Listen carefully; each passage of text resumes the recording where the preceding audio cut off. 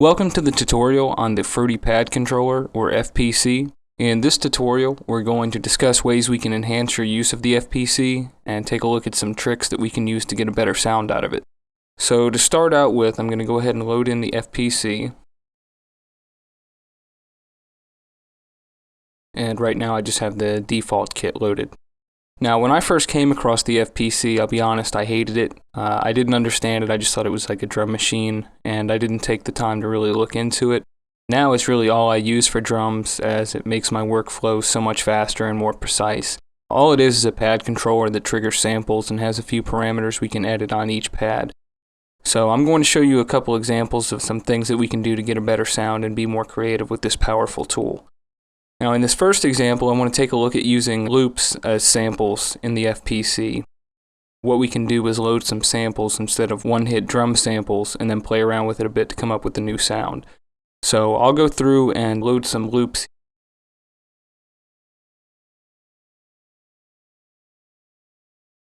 And actually first, before I do that, let me go in here and we'll get rid of everything here on this side stick.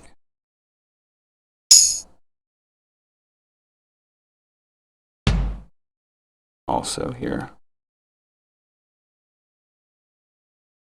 Okay, so I just got the side stick and the kick drum cleared out. So we'll go in here, we'll look for a bass line. Let's just try this. So I'll go ahead and take that, we'll put it on the side stick, and then we'll go and look for a drum loop. For that, let me go up here. Try something.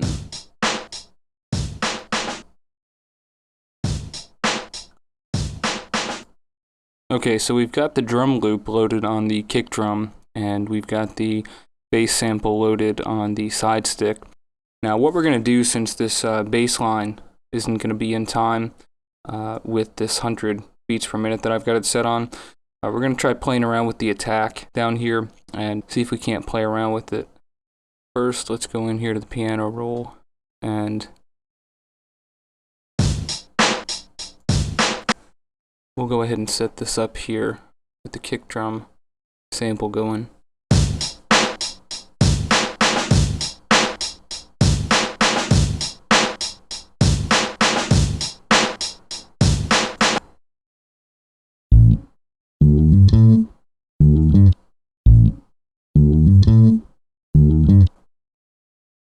Now when I play this, you'll see what I was talking about how this won't fit.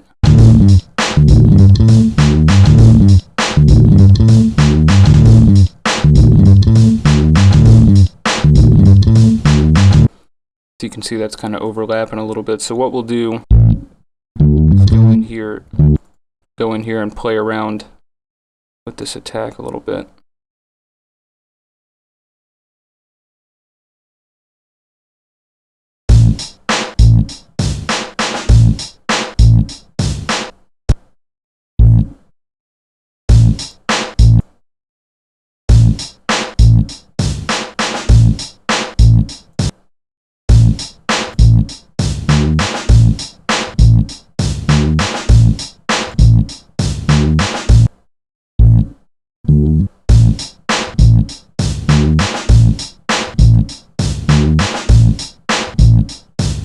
And I know it keeps on cutting out that drum sample whenever we make adjustments. That's the FPC going there, so I can't really help that.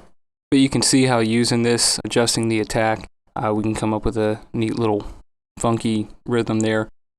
And keep in mind that we still have the, other pads that we can play with. So for instance, if you wanted to put a hi-hat in there, we could do like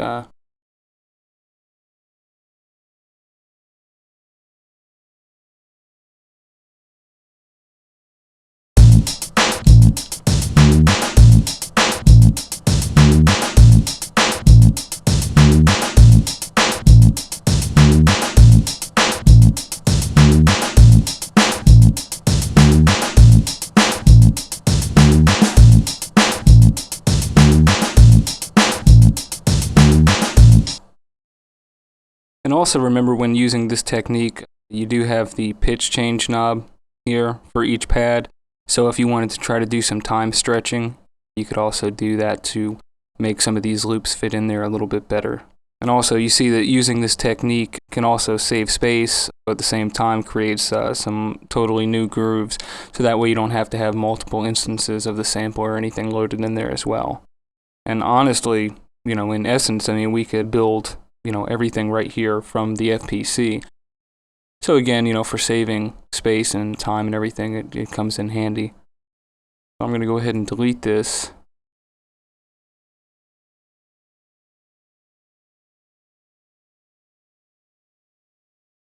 Now this next example I want to show you involves the same principle. We're going to take some non-percussive samples and load them into the FPC to create a different sound. In the last example we used musical loops, but in this one I just want to use musical one-hits. So we'll go ahead and go through and look for some here in the samples that I have. Okay, for instance, so we'll go in and delete all this out.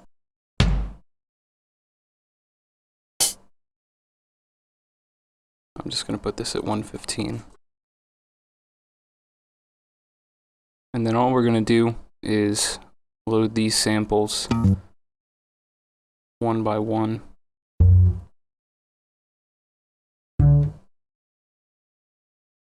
Actually, let me go back.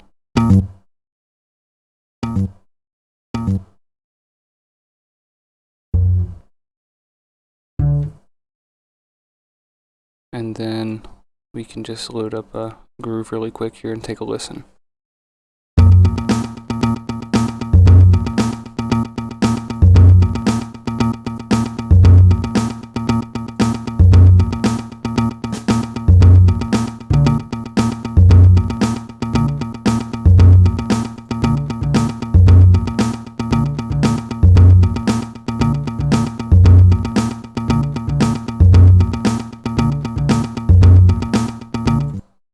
And you can see how that created a different kind of sound.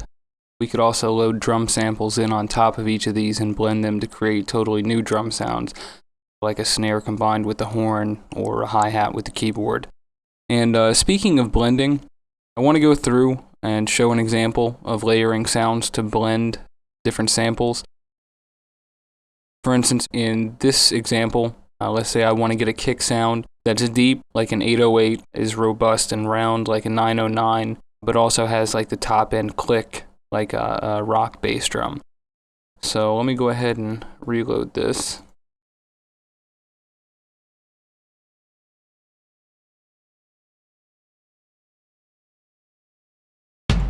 I'll go ahead and clear out all the bass drum. So we'll go back into our samples. And this time I'll just go into the drum hits. And again, like I said, we want to look for samples that are corresponding to those different characteristics that we want the kick to have so that we can blend them all together. We could go in and say,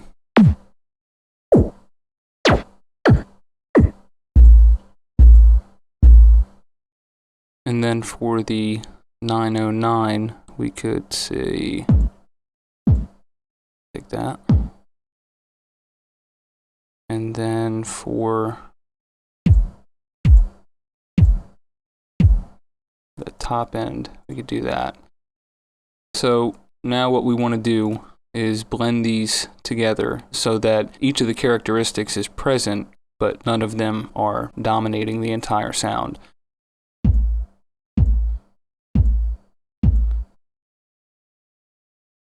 Just going to go in and put those down.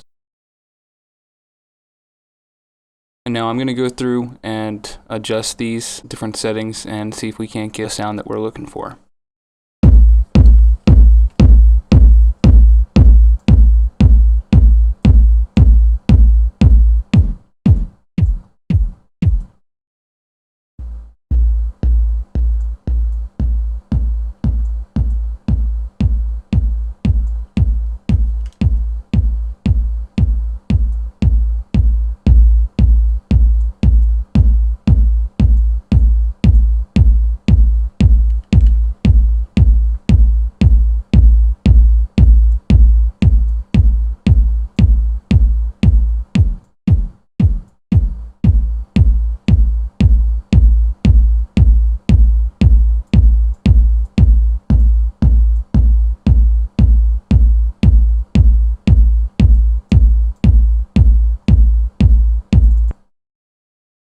I think that pretty much captures what we're looking for.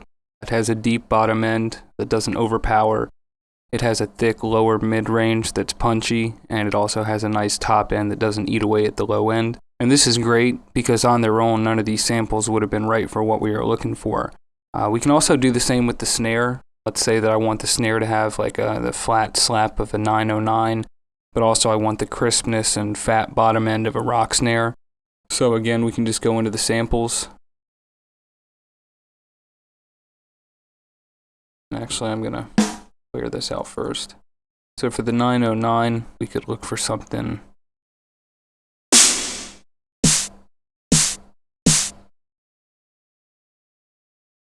And then we could look for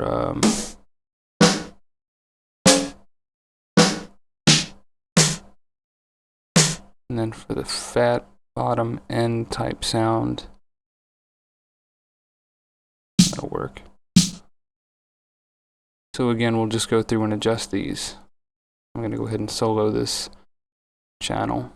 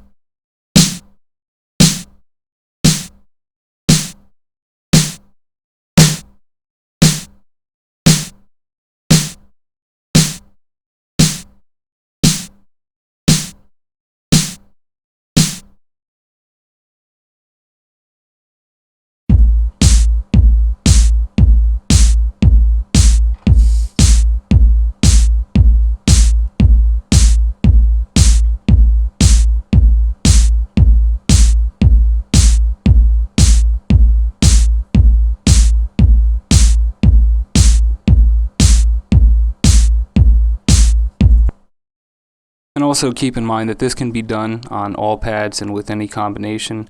And remember to set the active range area down here to make sure that all the samples are playing despite the velocity. The last example I want to take a look at involves using multi-samples on a pad to create music. Now again, we're talking about using non-percussive sounds to create new grooves. So I'm going to go in here and delete this, and we'll reload it one more time.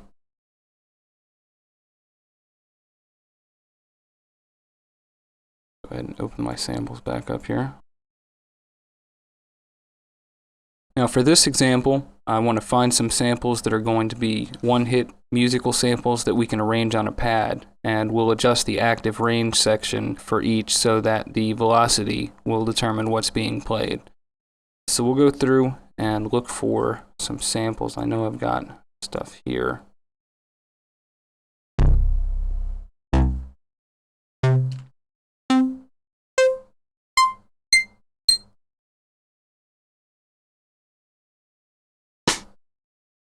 So what I'll do is just load all of these on the side stick.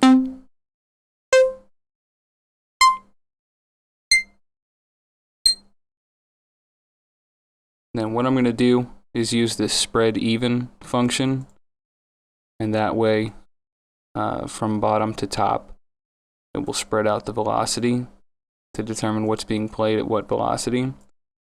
We'll go into our piano roll. I'll just draw out some notes here.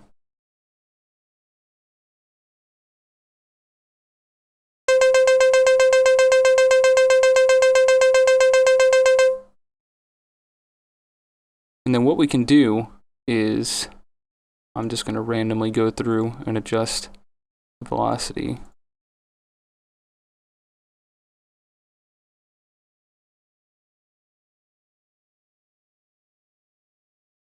And to make sure that this bottom one gets heard, I'm going to bring this out a little bit. Do that for this as well.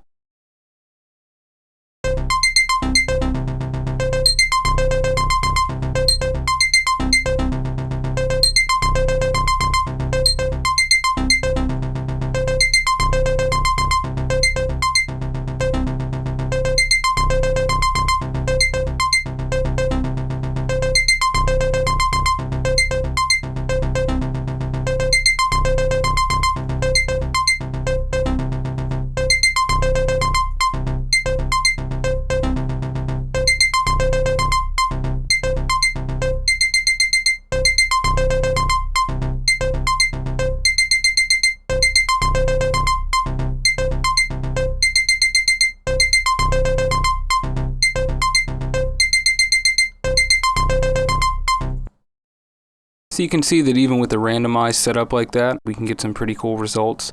And if you really wanted to get technical about it, you could go in and set up each pad to have different notes from different instruments and write an entire project just using the FPC. It would be difficult, but if anything, it would be a challenge. So we've taken a look at how we can use the FPC to create some new sounds, and we've looked at some unconventional uses for it. I think that the FPC is one of the greatest tools in FL Studio and is definitely worth the time to look into. So as always, thank you again for watching, and I'll see you next time.